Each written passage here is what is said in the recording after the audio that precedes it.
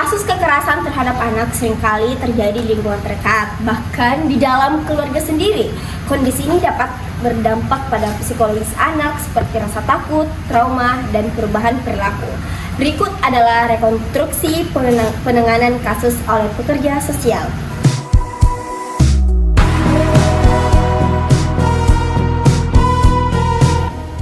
Baik anak-anak, waktu sudah menunjukkan pukul 11.30. Jadi materi pembelajaran hari ini kita cukupkan sampai di sini saja, sampai ketemu minggu berikutnya.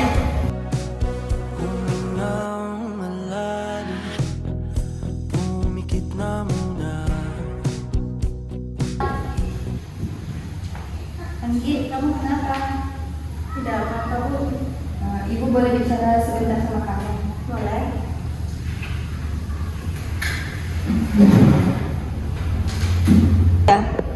Ibu lihat akhir-akhir ini kamu sering melamun dan tidak bersemangat. Apakah ada sesuatu yang mengganggu pikiran kamu? Tidak ada, Bu. Ibu tidak memaksa, tapi ibu peduli. Karena biasanya kamu kelihatan aktif di kelas, tapi sekarang kelihatan berbeda. Kamu tidak sendiri. Kalau kamu belum bisa cerita ke ibu, ibu bisa bantu carikan seseorang yang bisa kamu percaya. Iya, Bu.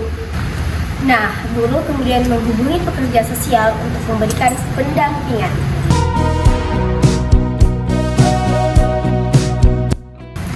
Nah, pada tahap ini, pekerja sosial membangun kepercayaan agar klien merasa aman. Adria, hai, perkenalkan aku Ayu. Nah, di sini saya pekerja sosial dari lembaga lingkungan. Tugas saya di sini untuk membantu dan menemani Anggi. Apa saya boleh dulu?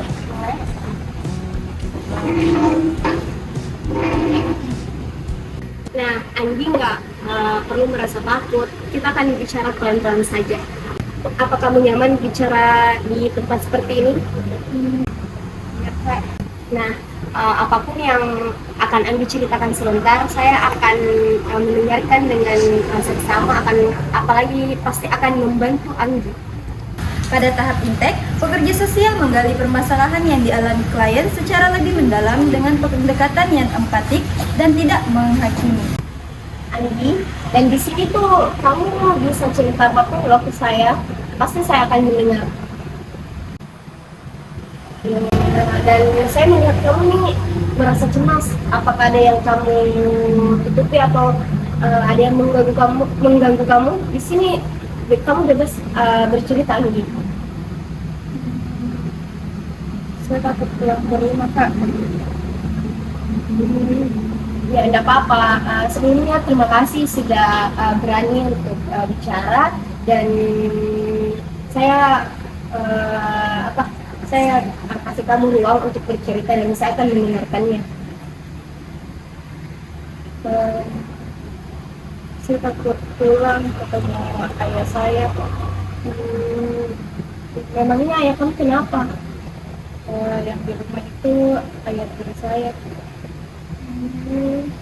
Ya, Bu, kamu boleh melanjutkan cerita kamu dan nanti saya dengarkan. Dia sering mendekati saya. Saya takut. Apakah perlakuan itu membuat kamu tidak nyaman? Apalagi tinggal di rumah? Iya, Kak, saya takut. Saya merasa sangat takut. Apakah hal tersebut sering terjadi? Iya, saat ibu saya tidak ada di rumah. Anggi, kamu sangat berani untuk menceritakan ini. Dan apa yang kamu ceritakan ini, semua ini bukan salah kamu. Saya takut ibu saya tidak percaya kalau saya cerita tentang hal itu. Nah, perasaan itu wajar. Tapi kamu harus ingat, kamu tidak sendiri, Anggi. Iya, Kak.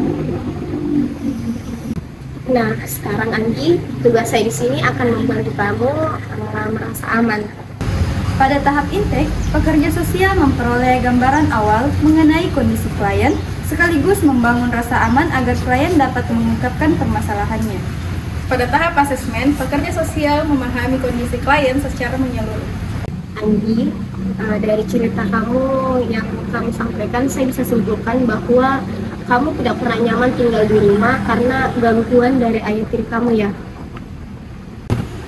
Iya Kak. Dan hal itu terjadi saat ibu kamu tidak berada di rumah kan? Iya. Nah, perasaan takut juga ini membuat kamu tidak fokus di sekolah, bahkan belajar kamu tidak fokus kan? Iya Kak, saya sering kepikiran tentang hal-hal itu. Ini adalah reaksi yang sangat wajar dan apa yang kamu alami ini sangat tidak dibenarkan. Saya juga capek Kak. Saya memahami itu dan sekarang yang paling penting kamu akan selalu merasa aman. Iya Kak. Tahap planning yaitu untuk perencanaan yang dilakukan untuk menentukan langkah penanganan yang lebih tepat. Anggi, kita akan membuat rencana supaya kamu ini merasa aman. Saya akan berbicara dengan ibu kamu tentang ini, apakah boleh? Iya Kak. Kita juga akan memastikan bahwa kamu tidak sendiri di rumah dan saya pastinya akan tetap mendampingi kamu. Iya boleh Kak, tapi saya takut ibu saya marah. Saya akan mendampingi kamu dan kita akan melakukannya dengan pelan-pelan. Iya Kak. Selanjutnya, tahap intervensi di mana pekerja sosial melakukan pendekatan kepada orang tua klien untuk menyampaikan kondisi klien serta memastikan adanya perlindungan yang aman untuk klien. Ibu, perkenalkan saya Siti Anggreni. Nah, di sini saya adalah pekerja sosial dari Lembaga Lindung. Nah, tugas saya di sini itu adalah sebenarnya saya dari pihak sekolahnya Anggi. Saya disuruh untuk membantu dan menemani Anggi itu mengenai mental dan fisiknya Ibu. Ibu, sebelumnya terima kasih banyak karena telah meluangkan waktunya untuk bertemu dengan saya. Nah, di sini kita akan membahas tentang anak Ibu yaitu Anggi, bagaimana dia kehidupannya sampai saat ini, Ibu. Iya nak, memangnya ada apa dengan anak saya lagi? Tapi saya lihat akhir-akhir ini dia memang agak pendiam sih nak. Nah, perubahan yang Ibu lihat di dirinya Anggi itu ada beberapa faktor Ibu yang melakukan Anggi selalu diam saat berada di rumah ini, Bu. Tidak aman. Memangnya? Iya, kenapa tidak merasa aman di rumah? Nah, Ibu, dan dari hasil pendampingan saya, Anggi tuh menyatakan bahwa dia tuh merasa tidak nyaman ada di rumah Ibu. Makanya Anggi tuh selalu merasa tidak sebebas seperti dulu, Ibu. Nah, saya mengatakan bahwa Anggi sekarang mengalami perlakuan yang tidak dibenarkan oleh ayah tirinya, Bu. Apa? Tidak mungkin. Maksudnya bagaimana dengan Anggi? Apa yang terjadi? Iya. Tapi dia tidak pernah cerita sama saya. Saya ini ibunya. Ibu harus ketahui bahwa banyak anak yang posisinya seperti Anggi, tetapi ini semua bukan kesalahan dari anak Ibu. Saya merasa gagal menjadi orang tuanya Anggi. Saya tidak tahu dia mengalami seperti itu. Nah, Ibu tidak perlu menyalahkan diri Ibu sendiri. Nah, fokus kita ini adalah bagaimana anak Ibu ini bisa lebih merasa aman dan fokusnya itu tidak ada di satu titik saja, Ibu. Saya harus melakukan apa untuk melindungi anak saya dari ayah tirinya? Baik, Ibu. Nah, saya sudah merancang beberapa rencana supaya Anggi ini selalu merasa aman dan sifatnya itu kembali lagi dari awal yang sekarang menyiapkan diam, tetapi mulai ke depan-depannya itu sifatnya akan lebih insya Allah akan merasa lebih nyaman lah, Ibu. Iya nak, siap. Saya siap apapun yang harus saya lakukan untuk melindungi anak saya. Pertama, kita akan memastikan bahwa anak ibu ini ada di lingkungan yang aman melalui fisiknya atau alamnya ibu. Iya, saya akan pastikan itu terjadi. Yang kedua, pastinya kami akan membantu Anggi menjauh dari rasa tidak nyamannya itu. Seperti sekarang ini, kami akan membantu Anggi untuk tidak intens dengan air tirinya ibu. Dan saya akan pastikan itu tidak bakalan terjadi lagi sama Anggi. Dan yang ketiga itu ibu memberikan dukungan kepada Anggi, tidak menyalahkan Anggi, pastinya tidak akan menyalahkan Anggi, dan kita akan memberikan semangat kepada Anggi ibu. Saya akan menjadi lebih dekat lagi sama dia. Kamu boleh bercerita lagi sama ibu apapun yang kamu rasakan, ibu tidak akan marah. Kamu boleh melupakan apapun yang kamu rasakan.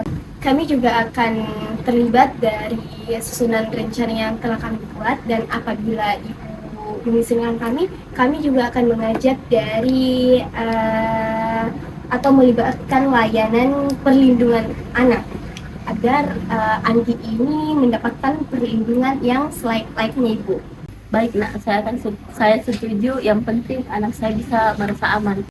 Ya ibu, itu langkah yang sangat baik ibu. Dukungan ibu itu adalah pemulihan yang terbaik buat anak ibu.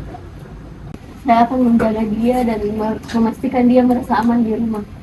Makasih nak. Pendekatan kepada keluarga itu sangat penting bagi proses intervensi yang dilakukan oleh pekerja sosial kepada klien, karena dukungan orang tua sangat berpengaruh terhadap pemulihan kondisi anak itu sendiri. Jadi Bu, Anggi ini membutuhkan dukungan di lingkungan sekolah, apalagi di lingkungan sekitarnya Ibu. Ya, kami akan lebih memperhatikan kondisi. Ya Bu, mohon ciptakan suasana yang membuat Anggi ini merasa lebih nyaman ya Bu.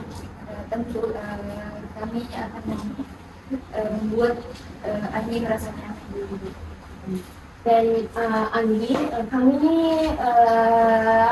sudah melakukan hal yang sangat baik karena telah menceritakan kejadian ini ke saya, tentunya saya dan ibu guru Anggi. Sekarang ada ibu dan ibu guru yang mendukung kamu ya.